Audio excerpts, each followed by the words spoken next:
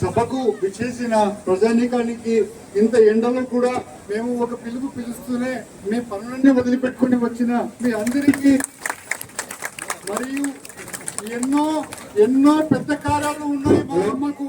ఆమె మా అక్క కాదు, ఎన్నో పెద్ద పెద్ద కార్యాలు ఉన్నా కూడా అవన్నీ వదిలిపెట్టి నేను చేస్తాను పార్టీలు అంటూనే సరే నేను వస్తానని చెప్పేసి ఆ అమ్మ వచ్చినందుకు నేను చాలా చాలా చాలా సంతోషిస్తూ ఉన్నాను. నేను ఒకటే ఒక మాట చెప్పేది, పేద బలహీన బడుగు అనగారిన వర్గాలు మైనారిటీలు అందరూ భారతదేశంలో చల్లగా ఉండాలి అంటే కేంద్రంలో కాంగ్రెస్ ప్రభుత్వం రావాలి.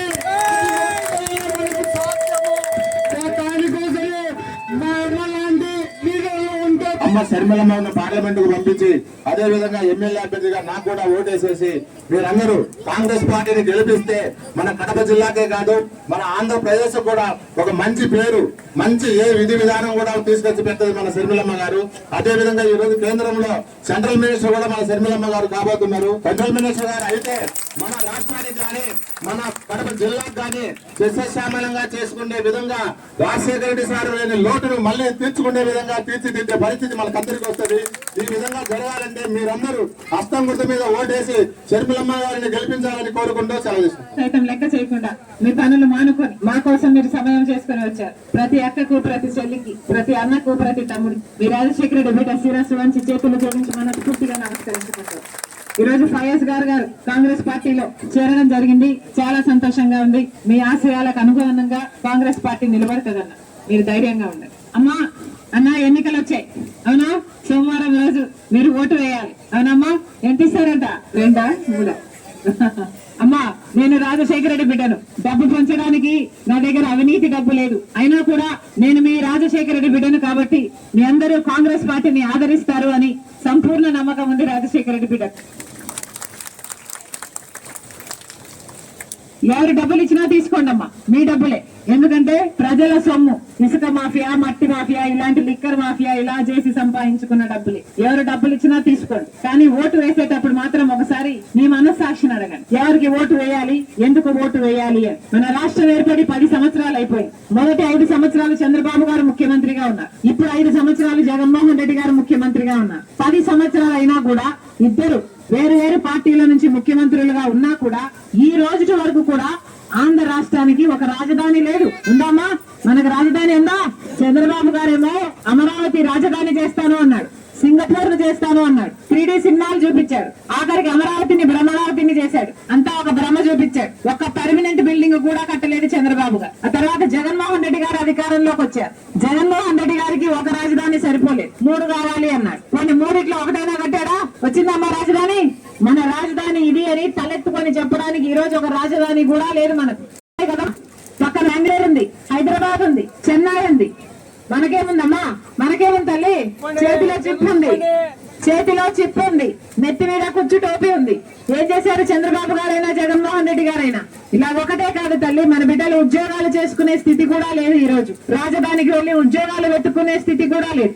అభివృద్ధి జరిగిందా అంటే 10 సంవత్సరాలు అయింది మన రాష్ట్రం ఏర్పడి. 10 సంవత్సరాలలో 2 ముఖ్యమంత్రులు 2 పార్టీల నుంచి పనిచేసి కూడా 10 సంవత్సరాలలో పట్టుమని కనీసం 10 పరిశ్రమలు కూడా రాలేదు, 10 కొత్త పరిశ్రమలు కూడా రాలేదు.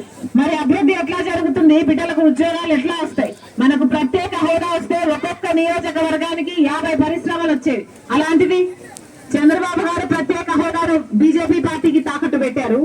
జగన్మోహన్ రెడ్డి గారు కూడా అదే బీజేపీ పార్టీతో దోస్తీ కోసం ప్రత్యేక హోదాను తాకట్టు పెట్టారు. చంద్రబాబు గారికి బీజేపీతో పొత్తు, జగన్మోహన్ రెడ్డి గారు అదే బీజేపీ పార్టీకి తొత్తు. ఇద్దరికి పెద్ద తేడా లేదు. ఇద్దరు బీజేపీ పార్టీకి గులాంగిరి చేస్తున్నారు. మన రాష్ట్రాన్ని, రాష్ట్ర ప్రయోజనాలను తాకట్టు పెడుతున్నారు. ఇద్దరు బీజేపీ పార్టీతో తోడు దొంగలయ్యారు. అందుకే చెప్తున్నాం, ఒక్క కాంగ్రెస్ పార్టీ మాత్రమే ఈరోజు ప్రజల గురించి ఆలోచన చేస్తున్న పార్టీ. ఒక కాంగ్రెస్ పార్టీ మాత్రమే 10 సంవత్సరాల ప్రత్యేక హోదా ఇస్తాము అని రాహుల్ గాంధీ గారు కాంగ్రెస్ మేనిఫెస్టోలో కూడా చేర్చారు.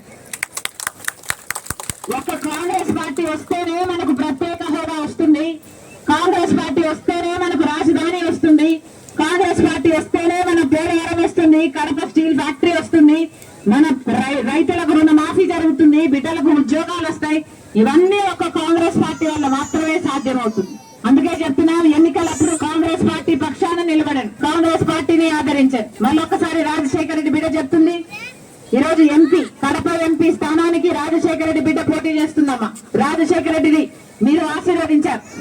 రాజశేఖర రెడ్డి గారికి అయితేనేమి, వివేకానంద రెడ్డి గారికి అయితేనేమి మీకు సేవ చేసే అవకాశం ఇచ్చారు. అలాగే ఈ రోజు రాజశేఖర రెడ్డి బిడ్డ ఎంపీ స్థానానికి పోటీ చేస్తుంది. రాజశేఖర రెడ్డి బిడ్డకు కూడా మీకు సేవ చేసే అవకాశం ఇవ్వాలని రాజశేఖర రెడ్డి బిడ్డ ప్రార్థిస్తుంది.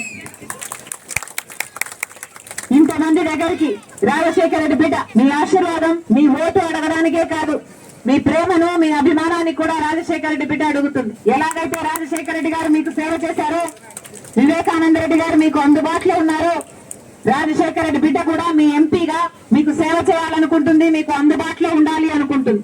ఇప్పుడున్న ఎంపీ అవినాష్ రెడ్డి గారు, మీరు 2 సార్లు ఓట్లేసి గెలిపించారు అవినాష్ రెడ్డి గారు. కానీ ఒక్కసారి కూడా అవినాష్ రెడ్డి గారు పార్లమెంట్ లో మన కడప స్టీల్ ఫ్యాక్టరీ కోసం, మన హక్కుల కోసం కొట్లాడింది లేదు. ఢిల్లీకి వెళ్తున్నాడు, వస్తున్నాడు. ఆయన మీద వివేకానంద రెడ్డి గారి హత్య కేసులో నిందితుడుగా ఉన్నాడు. ఆ కేసు నుంచి తప్పించుకోవడానికి ఢిల్లీకి వెళ్తున్నాడు, వస్తున్నాడు తప్పితే ఒక్కసారి కూడా ప్రజల గురించి ఆలోచన చేసింది లేదు. కడప స్టీల్ ఫ్యాక్టరీ కోసం ఢిల్లీలో ఒక ధర్నా కూడా చేసింది లేదు. మరి ఇలాంటి వాళ్లకు ఎందుకు ఓట్లేయాలో ఒకసారి ఆలోచన చేయండి.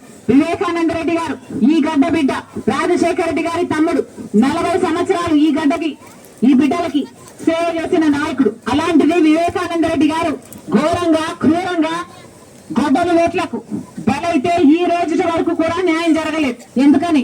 సాక్షాత్ ముఖ్యమంత్రి జగన్మోహన్ రెడ్డి గారు అవినాష్ రెడ్డి గారిని కాపాడుతున్నారు కాబట్టి. ఇది అన్యాయాన్ని చెప్పడానికే రాజశేఖర రెడ్డి బిడ్డ ఈ రోజు ఎంపీగా పోటీ చేస్తుంది. అన్నా, వివేకానంద రెడ్డి గారి విషయంలో అన్యాయం జరిగితే నిలబడి ఎదిరించాల్సిన బాధ్యత నాది మాత్రమే కాదు, ఈ గడ్డ ప్రతి బిడ్డది, మీది కూడా.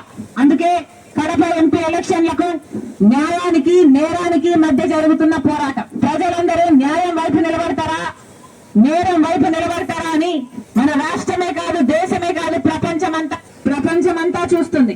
కాబట్టి ఈసారి ఓటు వేసేటప్పుడు ఆలోచన చేసి ఓటు వేయండి. మీకు ఎంపీగా రాజశేఖర రెడ్డి బిడ్డ కావాలో, లేక మీకు ఎంపీగా వివేకానంద రెడ్డి గారిని హత్య చేసిన అవినాష్ రెడ్డి కావాలో మీరు తేల్చుకోవాల్సిన సమయం వచ్చింది. ఒక పక్క న్యాయం ఉంది, ఒక పక్క నేరం ఉంది, ఒక పక్క ధర్మం ఉంది, ఇంకో పక్క డబ్బు, అధికారం ఉంది. మీరు ఏవైపు, ప్రపంచమంతా కడప ప్రజలు ఏవైపు అని ఆసక్తితో చూస్తుంది. దయచేసి వివేకానంద రెడ్డి గారి ఆత్మకు శాంతి చేకూర్చాలని, వివేకానంద రెడ్డి గారి కుటుంబానికి, ఆయన బిడ్డకు ఈ రోజు వరకు కోర్టుల చుట్టూ, పోలీస్ స్టేషన్ల చుట్టూ న్యాయం కోసం తిరుగుతూనే ఉంది. ఈ రోజు వరకు న్యాయం జరగలేదు.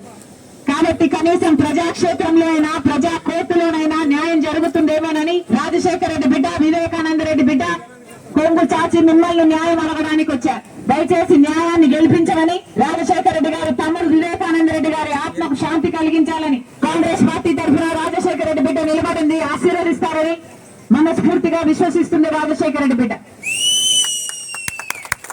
మీ ఎంపీగా నేను పోటీ చేస్తున్నారు, మీరు నన్ను గెలిపిస్తే రాజశేఖర రెడ్డి బిడ్డ మీకు మాటిస్తుంది, మీ ఎంపీగా మీ బిడ్డనైతే రాజశేఖర రెడ్డి బిడ్డ మీ బిడ్డ అవుతుంది, మీ బలం అవుతుంది, మీ గొంతు అవుతుంది, మీకోసం కొట్లాడుతుంది.